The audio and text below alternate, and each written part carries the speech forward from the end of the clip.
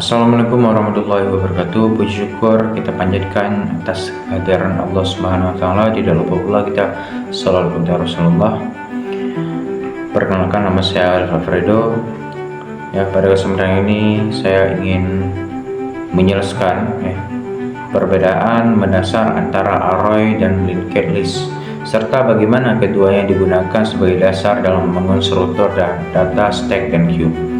Secara konsep, array adalah struktur data yang menyimpan elemen-elemen secara berurutan dalam satu blok memori yang kontinu. Setiap elemen bisa diakses langsung melalui indeksnya sehingga waktu aksesnya konstan. Namun, ukuran array biasanya bersifat tetap. Jika menggunakan dinamis array, maka ketika kapasitas penuh, sistem harus melakukan realokasi dan menyalin seluruh data sehingga bisa memakan waktu. Sedangkan linked list terdiri dari sekumpulan node yang masing-masing berisi data dan pointer menuju node berikutnya. Node-node ini tidak disimpan secara berurutan di memori sehingga tidak bisa diakses langsung lewat indeks. Untuk mencapai elemen tertentu, kita harus melakukan traversal dari awal yang membuat kompleksitasnya. Dari sisi efisiensi, array unggul dalam akses data acak dan safe friendly. Sementara linked list unggul dalam penambahan dan penghapusan elemen karena tidak perlu memindahkan data lain. Nah, dalam implementasi stack dan queue, keduanya dapat digunakan. Stack berbasis array memanfaatkan indeks top untuk operasi push dan pop, sedangkan stack berbasis linked list menggunakan operasi pada head node. Sementara queue dengan array menggunakan circular buffer agar tidak perlu menggeser data, sedang queue dengan linked list menggunakan dua pointer yaitu head dan untuk queue dan tail untuk enqueue. Kesimpulannya yaitu kita bisa ambil array lebih cocok bila ukurannya data relatif tetap dan membutuhkan akses cepat, sementara linked list lebih efisien untuk struktur data yang sering mengalami perubahan ukuran.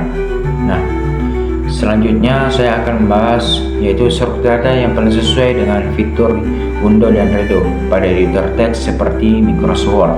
Nah, struktur data yang paling cocok untuk fitur ini adalah stack, atau tepatnya dua buah stack, satu untuk Windows dan satu untuk Redo. Persisnya mengikuti konsep last in first out.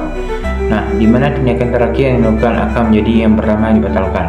Mekanismenya adalah setiap kali pengguna melakukan sebuah aksi, misalnya mengetik atau menghapus teks, aksi tersebut disimpan di Windows Top. Nah, ketika pengguna menekan undo, program akan mengambil data dari Windows Stack. Nah, membatalkannya lalu memindahkan aksi tersebut ke Redo Stack. Nah, jika pengguna kemudian memilih Redo, aksi akan diambil kembali dari Redo Stack dan dijalankan ulang. Nah, untuk implementasinya stack ini itu bisa dibuat dengan dua cara, yaitu berbasis array dan berbasis linked list. Nah, dinamis array seperti vektor sangat efisien karena cepat dan friendly. Operasi push dan pop rata-rata memiliki kompleksitas. Namun saat kapasitas penuh ada kemungkinan realokasi memori, sedangkan linked list memberikan waktu yang konsisten dengan push dan pop tanpa risiko realokasi, tetapi memerlukan tambahan memori untuk pointer dan tidak sufficient array dalam penggunaan cacing. Dalam waktu modern, kebanyakan editor teks memilih implementasi berbasis array karena lebih cepat dan secara nyata dan manajemen memori lebih sederhana. Namun untuk sistem dengan jumlah data sangat besar atau yang membutuhkan kontrol yang penuh terhadap memori, linked list bisa menjadi alternatif. Pada slide selanjutnya yaitu kita akan membahas tentang penjelasan konsep binary search tree atau BST mencakup operasi penambahan, penghapusan, dan pencarian data, serta mengapa muncul solusi AFL tree. Nah, binary search tree adalah struktur pohon binar di mana setiap node memiliki nilai lebih kecil di sub pohon kiri dan nilai lebih besar di sub pohon kanan. Proses pencairan dilakukan dengan membandingkan nilai yang dicari dengan nilai node saat ini. Jika lebih kecil, traversal ke kiri, jika lebih besar ke kanan. Proses ini berlanjut sampai elemen ditemukan atau mencapai node kosong. Nah, operasi penambahan atau insert dilakukan dengan mencari posisi left yang sesuai mengikuti aturan tersebut, lalu menambahkan node baru di sana.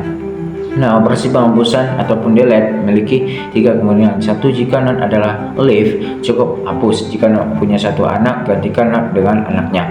Nah, yang ketiga, jika not punya 2 anak, tentukan sukesor atau predekesor ya, salin nilainya ke not yang dihapus, lalu hapus not pengganti tersebut. Nah, kompleksitas semua operasi pada BST bergantung pada tinggi pohon. Nah, jika pohon seimbang, kompleksitas rata-rata 0 ya.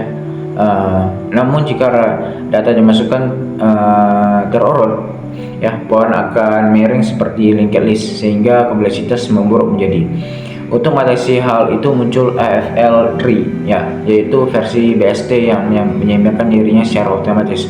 Ya, AFL tree ini menjaga balansi vektor di setiap not agar selalu berada pada rentang 1 hingga 1. Bila geseran terganggu, dilakukan rotasi baik tunggal maupun ganda sehingga tinggi pohon kembali proporsional. Dengan mekanisme ini AFL tree terjamin semua operasi tak memiliki kompleksitas ya, 0 atau log ya, bahkan pada kasus terburuk. Nah, terakhir saya akan menjelaskan perbedaan antara tree dan graph serta mengapa tree tidak memadai untuk memodelkan di jaringan sosial. Nah, secara konsep ya, tree adalah suatu data yang bersifat hierarkis dan tidak memiliki siklus. Setiap node hanya memiliki 1 parent dan dapat memiliki beberapa child. Dengan kata lain, tree adalah graph yang terhubung tetapi tidak memiliki siklus dengan jumlah edges minyak N-1. Sementara graph adalah suatu yang lebih umum. Ia terdiri dari sekumpulan node dan edge yang dapat terhubung di mana saja, bisa memiliki arah ya kan, atau tidak, bisa juga mengandung siklus serta dapat menyimpan berbagai atribut seperti bobot dan waktu koneksi. Nah, dalam konteks jaringan sosial, hubungan antar pengguna bersifat many of many many to many. Seorang pengguna dapat berteman dengan banyak orang dan hubungan tersebut bisa dibalik. Selainnya itu, terdapat siklus, misalnya A berteman dengan B, B berteman dengan C, dan C berteman kembali dengan A. Struktur seperti ini tidak dapat dipresentasikan oleh tree karena tree melarang adanya siklus dan hanya memperbolehkan 1 induk untuk setiap node. Nah, karena itu struktur graph jauh lebih sesuai dengan untuk memodelkan jaringan sosial. Dengan graph kita bisa menggambarkan hubungan yang kompleks seperti pertemanan 2 arah, pengikut maupun kondisi berdasarkan minat yang sama. Nah, graph juga memungkinkan analisis jaringan seperti search bar ya, Kenrally ya, dan community detection ya, yang tidak dapat dilakukan secara efektif menggunakan tree. Jadi alasan utamanya adalah karena jejaring sosial memiliki hubungan yang bersifat kompleks, berulang dan tidak hierarkis yang hanya dapat dimodelkan dengan baik oleh kalian. Mungkin cukup ini yang dapat saya sampaikan ya. Terima kasih atas segala perhatiannya. Terima kasih kawan-kawan yang sudah menonton ya. Saya akhiri, wabillahi taufiq wal hidayah. Assalamualaikum warahmatullahi wabarakatuh.